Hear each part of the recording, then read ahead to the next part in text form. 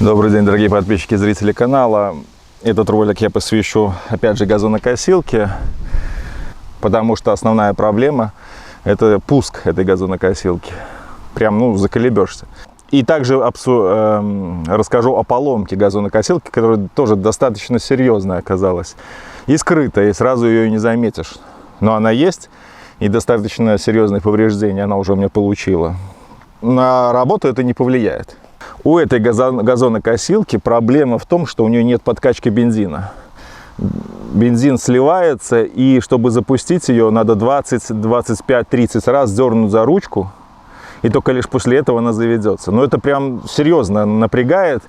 Хочется, даже не знаешь, она заведется вообще или нет. Дергаешь, дергаешь, дергаешь, дергаешь. У кого подобного типа газонокосилки, либо такая же, либо, может быть, тоже у кого-то есть. Люди об этой проблеме знают и условно страдают от этого. Как я помню, старый комментарий, девчушка написала, что даже не сумела завести ее. Нашел я решение этой проблемы. Проблема решилась сама собой, обнаружил случайно. Как обнаружил? Заправил ее до полного бака, а потом решил, думаю, давно нож не точил, думаю, сниму нож и заточу. Вот, и проблема решилась каким образом? Когда я не знаю, когда куляешь ее, то есть я тогда кульнул на левую сторону. Когда ее куляешь в сторону фильтра, вот с этой стороны, на левой стороне фильтр, куляешь в сторону фильтра, она у меня так отлежала минут 5 в таком виде. После этого я подготовился к пуску, думал, сейчас буду опять дергать, и она у меня, наверное, со второго раза и завелась. Начал проверять, потом оставил на 3 минуты, на 5 минут, на 30 секунд. По итогу примерно минута на левом боку решила полностью проблему с пуском.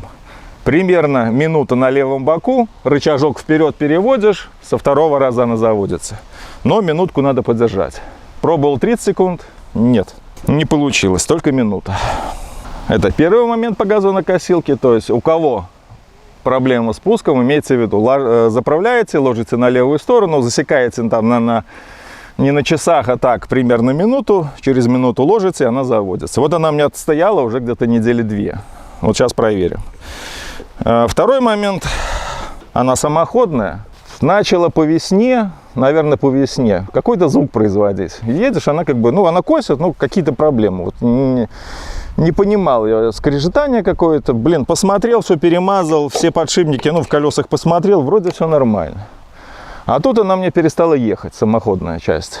Вроде бы все, тросики натянуты, не едет. Полез я смотреть, подергал вот эту штангу самоходную, вал. А он у меня люфт сантиметров 2. Думаю, так быть не должно. Полез я вовнутрь, и оказалась проблема в том, что развалился подшипник 6001, который стоит на зубцах. Я сейчас разберу, покажу. Сейчас я примерно еще подержу секунд 20. Сначала продемонстрирую пуск, а потом разберу колесо быстренько. Развалился подшипник, высыпали шарики, обойма осталась на валу, и вал начал выедать посадочное гнездо с переходом на сужение. И вот это сужение начало выедать. Повредился вал самоходки и разбило переход этот, который уже на сужение. Благо, посадочная целая под подшипник, и каемка, на которой осталась обойма на валу, также целая. Весь вал поврежден, выборка там добрая, больше миллиметра. То есть я, получается, с весны целое лето отъездил, не знавший, что у меня постепенно все выедает. Посмотрел 6001 подшипники, были у меня зетки в железной обойме, в железные сальники. Или таких не нашел, поставил с пластиковым эрки.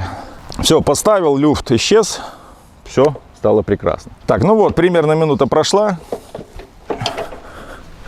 Будем пробовать заводить. Для пуска поднимаем в самый верх, чтобы легче было крутиться пропеллеру. Перевожу вперед.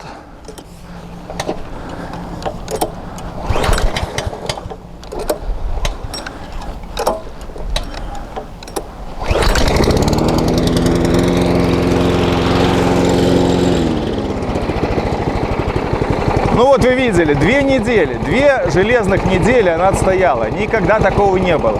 Она никогда бы не запустилась. Она бы никогда в жизни не запустилась со 2-го раза. Это абсолютная правда. Но я же не буду 2 недели снимать, как она стоит, правильно? Верьте на слово. 2 недели отстояла, топливо стекло. Да там достаточно 3 дней постоять, и чтобы она уже не заводилась с 1-го раза. Вот примерно, она всегда со 2-го раза заводится теперь. На минутку наклонили, подождали, поставили, рычажок вперед, завели. Рычажок вперед — это не панацея, в том плане, что там кто-то писал, вы, наверное, рычаг до упора не заводите. Завожу я рычаг до упора, все по инструкции, ни черта она не заводится. Пока вы на левый бок в сторону фильтра воздушного у меня не наклоните, ничего не будет. Вот так вот решилась эта проблема, и она, блин, реально рабочая. После этого я уже делаю так постоянно, и постоянно она со 2-го раза заводится у меня. До этого 25 раз я мог дернуть, уже испаренный покрываешься, пока она чертова заведется. Почему так происходит? Ну, потому что топливо сливается, и нету, как это правильно называется, резинки, которую ты, как в ручном триммере, подкачка бензина. Нету подкачки бензина. В мотоблоке так не происходит. В мотоблоке все равно заводится у меня тоже с 1-го, с 2-го раза. Там тоже подкачки нету. Но там, видать, более продуманная система вот этого карбюратора, чтобы топливо не уходило. Ну, здесь как есть. Но зато вот уже решение есть одно. Так, теперь по 2-й части. Снял я заднюю часть самоходки этой. Начнем с того, что покажу, где износ. Вот износ. Вот получается, здесь находится подшипник, который развалился. Вал начал гулять. Вот это приводная шестерня, которая передает момент вращения на колесо, зубчатая. И вот выборка, вот насколько выбран вал, уже, точнее, как это сказать, втулка, нет, не втулка.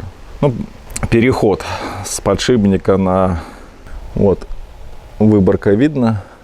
То есть вал все время вращался и все время выгрызал потихонечку переход этот. Вал в этом месте повредился. Переход также слегка не слегка, а выгрызся. Но на валу посадочная, где подшипник остался целая, и посадочная под подшипник тоже целая. Потому, как бы, скажем так, отделался малой кровью. Но смотрите, чтобы у вас такого не было. Чтобы вал находился вот как оно должно быть изначально, все целенько. В этой части подшипник хрустел, но еще живой был. Здесь развалился, высыпался. Этого ни черта не видно, сразу не заметишь. Просто появился звук. А что за звук? Ну, вот такой звук. Заодно разобрал я редуктор самохода этого. Вот так вот ремень сюда деется. Червячная передача. Соединяется с белой шестерней. Вот таким образом снизу еще корпус. И передает вращение уже конкретно на вал. Немножко был я неприятно удивлен, потому что полуметаллическая, полупластиковая. Достаточно здесь все туго ходит. Получается, тут вилка. Вот эта нижняя часть редуктора. Вилка находится в таком виде, и ее, получается, на излом. То есть она вот так вот ходит влево-вправо, когда трос ее тянет. Вилка давит на черную, на вот эту шестерню, пластиковую, опять же. Давит с силой, причем с большой, потому что вот я даже килограмма 3 усилия оказываю, чтобы задавить ее. Вот она, вот сюда вилка давит, и происходит соединение. Бог с ним, с этими шестернями. Все, они в зацеп пошли, вал начал вращаться, передавать вращение на колеса. Как-то здесь слишком все туго сделано. Ну, здесь масляная ванна, все в масле заполнено. Ну, как-то вот полупластик, полуметалл. Больше всего мне не понравилась та часть, которая вот вилка, как вилка сцепления. Она, вот у нее от пластика уже даже есть царапины на вилке, что интересно.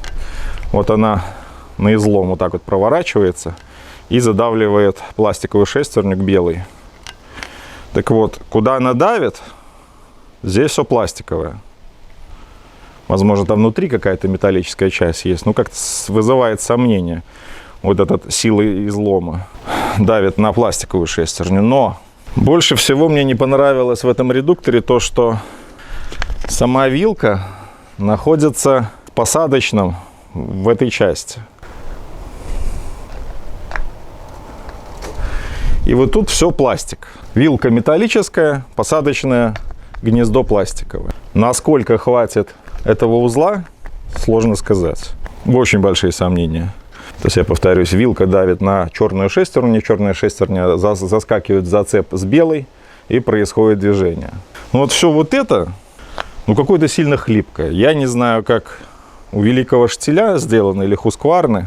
Ну, вот это мне здесь не понравилось. Все здесь герметично заделано, герметик я сорвал. Все находится, полностью весь корпус находится в масле. Вот в таком сборе получается корпус. Все герметично, все купается в масле. Но вот вилка это, конечно, такое решение странное. Ой, господи.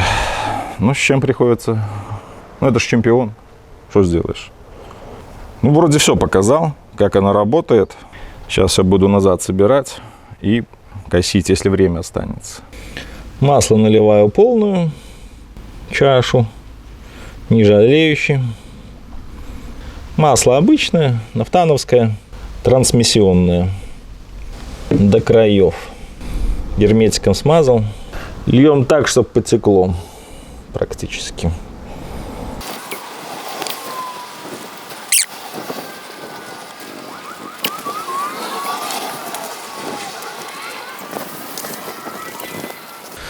И благополучно теряем один саморез.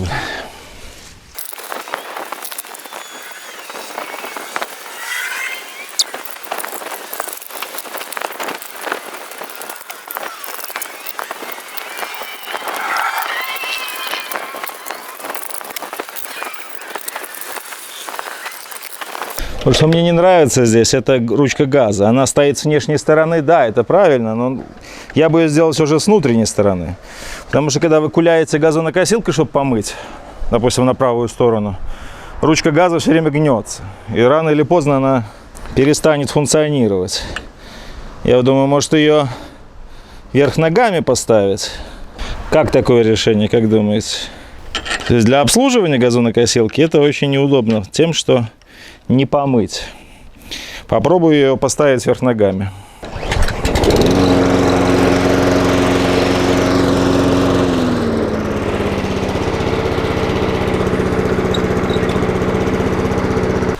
Есть такая пословица: за дурной головы и ногам спокойствия нет. То же самое сейчас у меня произошло. Собрал я все назад, ну, думаю, покошу. Покосил. Нажимаю самоходность, не едет. Нажимаю, да что такое? Думал, редуктор сломалось. Ну, думаю, залез в редуктор, сломал редуктор. Думаю, а как там сломал, там же все просто и понятно.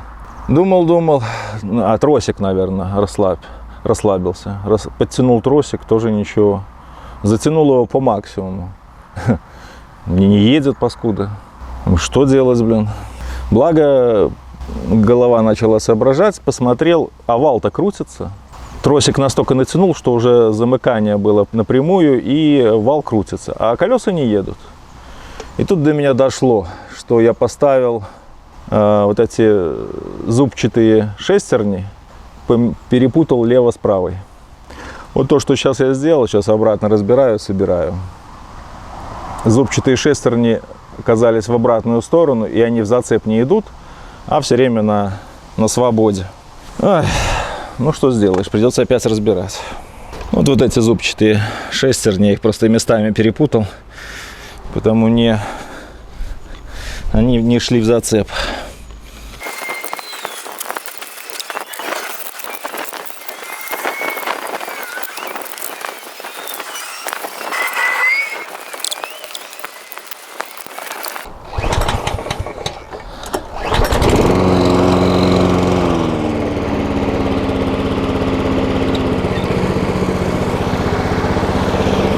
Фу, ну вот так вот, блин. По 50 раз, блин, попеределаем все и сделаем. Что тут сказать? Не с той стороны поставилось. Чуть не едет, думаю, наверное, чемпион сдох. Не, нормально все. Пропуск сказал. Вот, где фильтр, снизу редуктор. Наклоняем, ждем. Минуту ждем, со второго раза заведется. Так, по самоходке смотрите внимательно, я показал. Как только появился скрежет какой-то, сразу имейте в виду, что, возможно, развалился именно спереди. Там ничего не развалится, там спереди стоят подшипники, которые, как в тачке, ну, в обычных тачках используется, он с каемкой. У него даже номера нет, он только под размер идет. На передних колесах стоят подшипники без номера, с каемкой. Вставили, все, там развалиться-то нечему. Ну и там все видно. Два подшипника спереди в колесе, то есть получается 4 спереди, 4 сзади. Сзади, как и в валу, стоят 6001, спереди подшипники с каемкой. Побольше смазки напихали туда, чтобы воду выдавливала, не пускала. Ну и все. Здесь как бы отделался малой кровью, хоть там и втулку, это не втулку, а переход этот разносило, но вал сам целый, там, где стоит подшипник, и посадочный подшипник целый. Заменил подшипники сзади, спереди просто смазал. Есть ли такая проблема у штилей Husqvarna? Ну, конечно же, нету. Конечно же, нету. Ну, здесь есть. Теперь покосим. Почему развалился подшипник? Я все же думаю, что это вода. Когда не траву, а листья перекашивал, я потом решил помыть. Помыл, и недостаточно времени тепла было, чтобы она просохла. Вода попала в подшипник и, естественно, раздавила его, когда замерзла. Я думаю, проблема в этом. Ну, как повторюсь, у штиля Husqvarna такого быть не может, потому что, я думаю, там подшипники позолоченные, смазка такая же. Ну и, соответственно, со всеми вытекающими. Ну, а мы работаем с тем, что есть, с тем, что можем себе позволить.